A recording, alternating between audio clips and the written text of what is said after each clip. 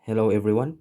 So our topic for today is all about multiplying polynomials.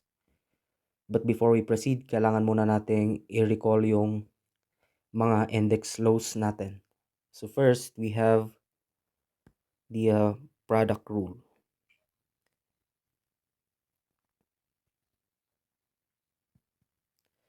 So let's say if we have x raised to m times x raised to n, so that is equal to x raised to m plus n.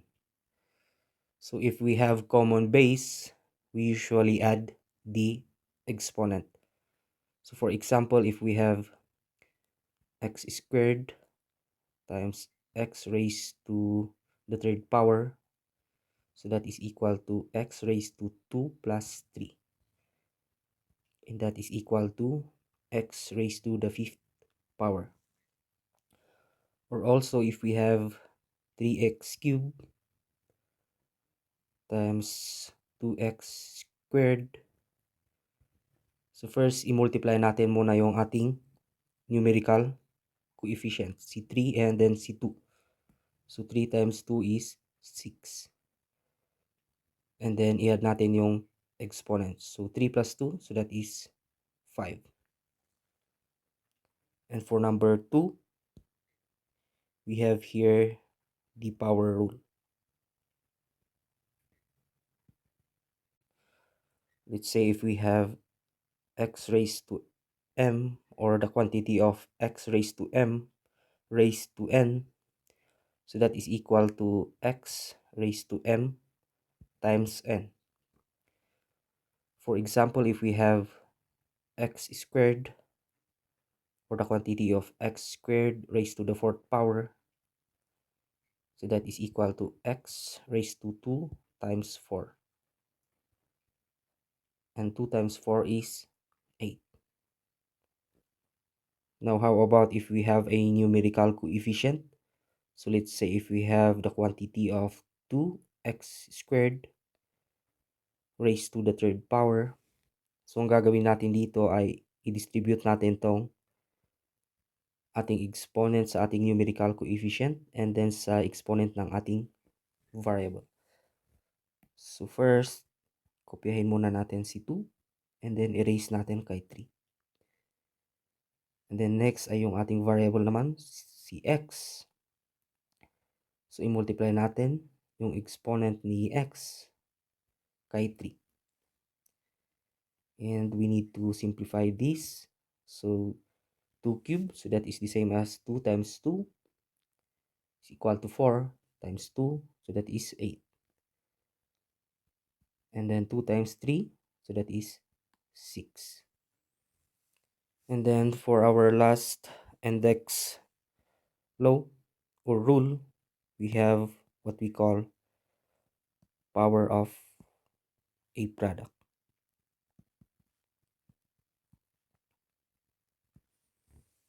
Now if we have the quantity of x, y raised to m, so that is equal to x raised to m, y raised to n. So for example, if we have the quantity of xy raised to the third power, so just imagine na may 1 tayo dito na exponent yung ating variable. So that is the same as x raised to 1 times 3 and then y raised to 1 times 3. So that is equal to x raised to 1 times 3, so that is 3, and then y raised to 3. Now how about if we have a numerical coefficient? So let's say if you have 2xy, or the quantity of 2xy raised to the fourth power. So kagaya ng ginawa natin sa power rule, kopyahin natin yung numerical coefficient and then erase natin sa ating exponent. And again, imagine na may exponent tayo dito na invisible na 1. So that is the same as x raised to 1 times 4, y raised to 1 times 4. So 2 raised to 4, so that is the same as 2 times 2, or multiplying 2 by itself, 4 times. So 2 times 2 is 4, times 2 is 8, times 2 is 16. X raised to the 4th power, y raised to the 4th power. Okay, so yan lang yung ating index laws. So now let's proceed to our example.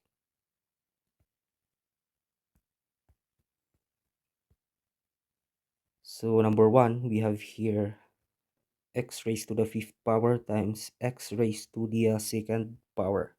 So gagamitin natin dito yung product rule. So same base, kopyahin natin yung base which is cx, and then we just add the exponent. So we have x raised to the 7th power. And then for number 2, so ito na yung power rule. So kopyahin natin yung base, and then i-multiply natin yung ating mga exponent. And 3 times 2 is 6. So we have x raised to the 6th power. And for number 3, so we have here the power of a product. So again, imagine na may 1 na exponent yung ating variable. But actually, yung mga variable na walang exponent, so may 1 silang exponent. So copy natin si A. Then i-multiply natin si 1 times 4. And then si B, we have 1 times 4. So therefore, we have A raised to 4, B raised to the 4th power. And then for number 4, so as you can see, we have a different variable. Kung merong ganyan kayong nakita, so pwede natin i-multiply yung ating numerical coefficient, which is C3, and then C2. So 3 times 2, so that is 6. And then, kopyahin lang natin yung variable. So we have 6xy. And then for number 5, now as you can see, meron tayo ditong term in front of the parenthesis. So ang gagawin natin dito, i-distribute natin to sa mga term inside the parenthesis. Okay?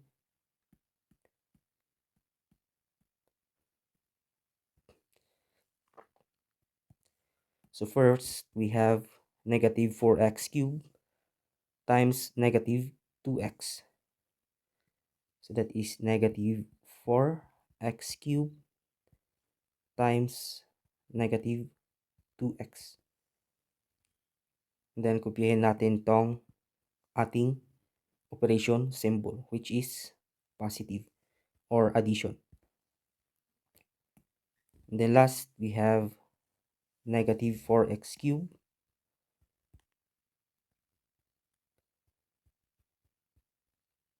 times 3y. And negative 4x cubed times negative 2x. So negative 4 times negative 2, so that is positive 8. Since meron tayong same variable, so kopyahin natin and then add natin yung exponent. So again, meron tayo dito ang invisible 1 na exponent. So we have 3 plus 1, which is 4. Then next, negative 4x cubed times positive 3y. So negative 4 times 3, so that is negative 12. And then, compare lang natin yung mga variable. So we have this as our final answer.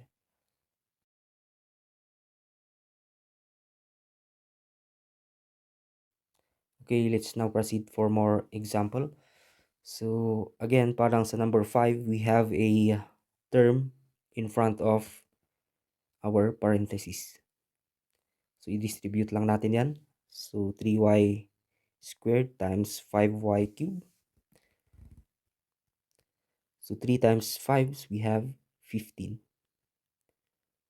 And then since parehas yung ating variable, kopyahan lang natin. And then add natin yung exponents. So 2 plus 3, we have 5. And then next, 3y squared times negative 6y squared. So we have negative 18. And again, same yung ating base or variable, kopyahin lang natin. And then add yung exponent. So 2 plus 2, we have 4.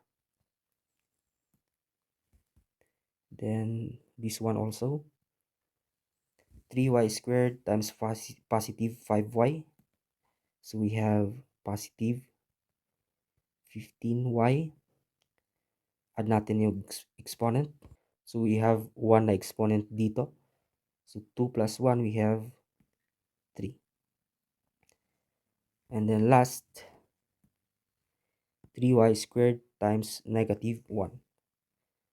So 3 times negative 1, we have negative 3. And then y squared. So therefore, ito na ang ating final answer. And then for number 7, so we have the same case kagaya ng number 6. So i-distribute natin to, each of the term inside the parentheses. So we have negative 2x cubed y times negative 2y squared. Then kopyahin natin tong addition symbol. Then we have negative 2x cubed times xy.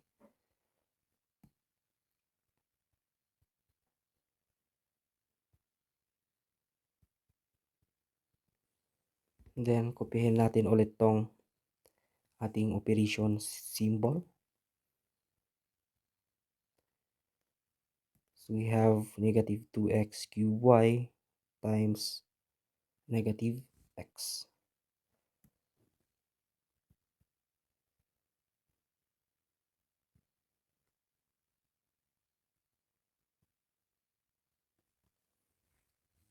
And then again, kopyahin natin yung ating operation symbol. So plus, so last we have negative 2x cubed y times 9.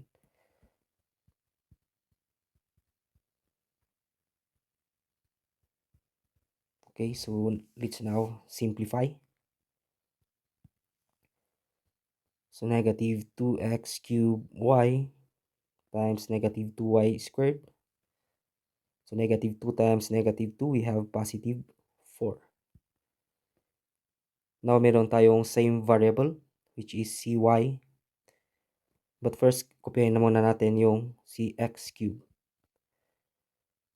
So y times y squared, we have y cubed.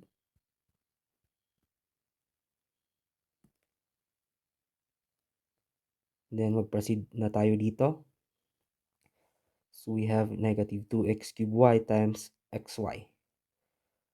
So that is negative 2 x cubed times x. We have x raised to the 4th power.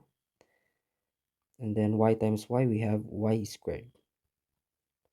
So dito naman meron tayong negative 2x cubed y times x. But as you can see, meron tayong negative sign in front of the parentheses. So ang gagawin muna natin dito ay i-distribute natin yan sa loob ng ating parentheses. So negative times negative 2x, so that is positive 2x cubed. Or just imagine na may invisible 1 dyan. So that is the same as negative 1 times negative 2, which is positive 2. So magiging positive yung ating sign. Okay? Since naging positive na to, we have 2x cubed y times x. So we have 2x raised to the 4th power times y. So therefore, ito ng ating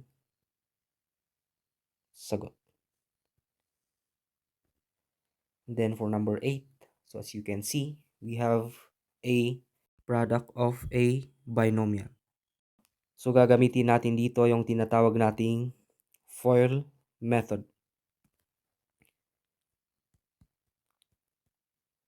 So F stands for the first terms. So i-multiply natin tong ating mga first term. So we have x times x, we have x squared. And then for O, we have the outer.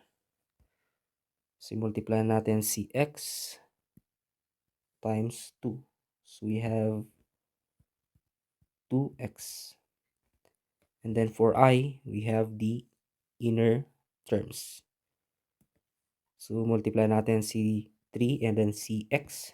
So we have positive 3x. And then for L, we have the last term. So 3 times 2, so that is positive 6.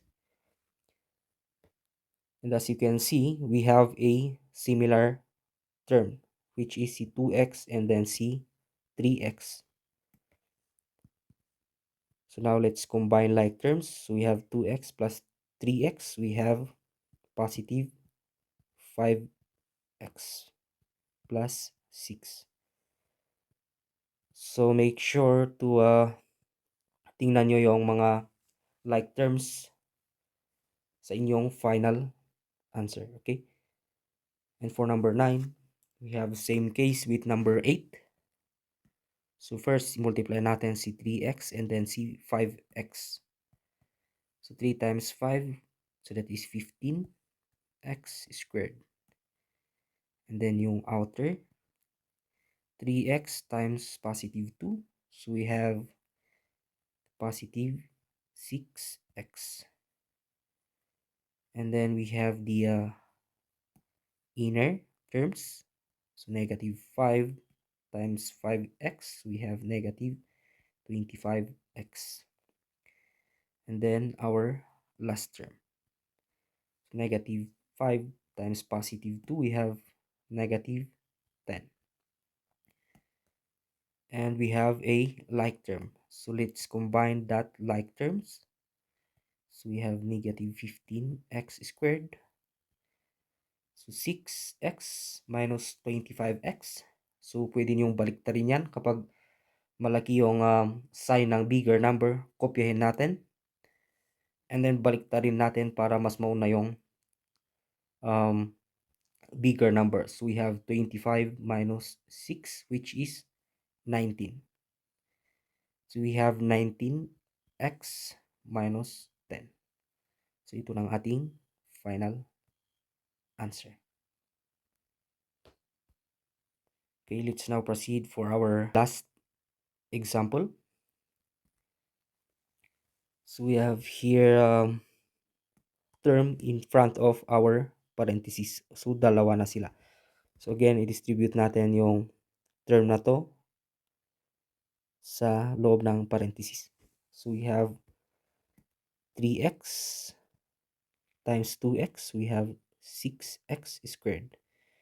And 3x times 5, we have 15x. Plus, so dito naman, si 5 times 2x, we have 10x. 10x. And then, 5 times 3, we have positive 15.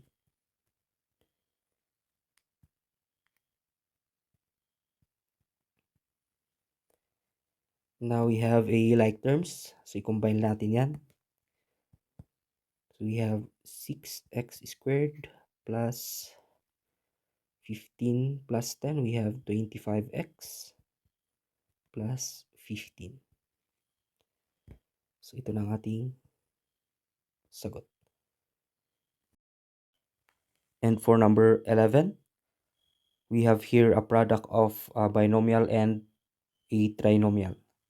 So ang gagawin natin dito is to distribute natin tong first term ng ating binomial, each of the term sa ating trinomial. So we have x squared times 3x squared. We have 3x raised to the 4th power.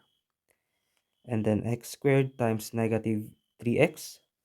So that is negative 3x cubed. And then x squared times positive 7. We have positive 7x squared. And then yung second term naman natin sa binomial, so i-distribute natin dito. So negative 2 times 3x squared, so that is negative 6x squared. And then negative 2 times negative 3x, so that is positive 6x. And then last, we have negative 2 times positive 7. So that is negative 40. And then i-check natin kung may like terms tayo. So we have this as our like terms. So we have 7x squared minus 6x squared. So i-combine natin yan. So 7x squared minus 6x squared. So that is positive 1x squared. Or just simply x squared.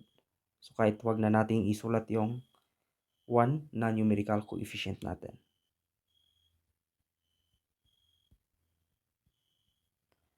So therefore, ito na ang ating final answer.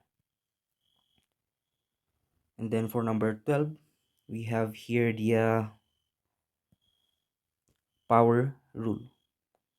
So again, kopyahin natin si numerical coefficient natin, which is si 4. Then erase natin dito sa ating exponent na si 3. And then copy natin si base. And then i-multiply natin yung dalawang exponent. And 4 raised to 3. So that is 4 times 4. 16 times 3. So that is 64. And 3 times 3 is 9. So we have this as our final answer. And then last, so we have here an example of a power of a product. So again, let's copy yung ating numerical coefficient. Then erase natin sa 4. And then again, meron tayo dito ang invisible na 1 na exponent. So that is the same as a raised to 1 times 4. B raised to 1 times 4. And 3 raised to the 4th power is 81. A raised to the 4th power and B raised to the 4th power. Okay. So, yan yung ating mga example. So, sa baba naman is a practice exercises for you. So, just pause the video and then after 10 seconds, ipapakita ko yung mga sagot.